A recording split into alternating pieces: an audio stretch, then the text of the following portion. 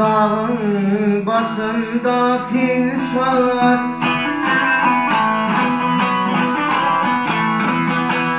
ay büyük dağın başındaki çağaç, bir bulmasa satıp bulmayın.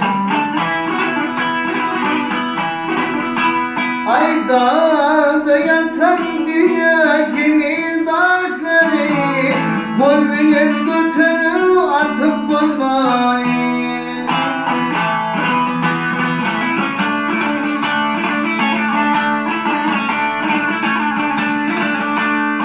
Kiltedinden bulma büyük minara,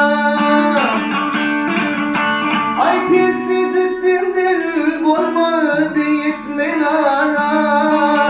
Dostu yaman hatır bir yavşere,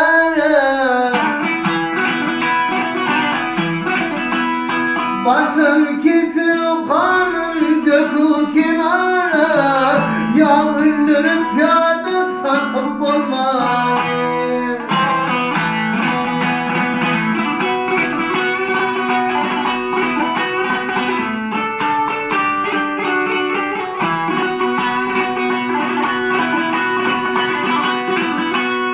Bulacak zatları aysam her yerden,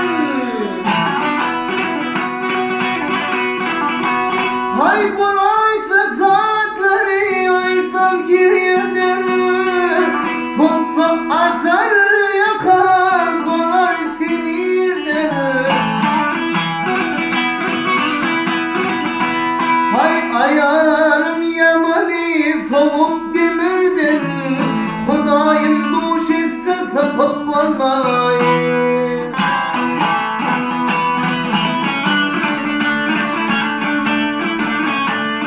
Garipler yer diyer, baylar yer diyer. Hay garipler yer diyer, baylar yer diyer. Yekece eşekli yatım ben diyer. Dünyadan duymuyor yine bir diyer. Bugün maksadına yetip bulmayın.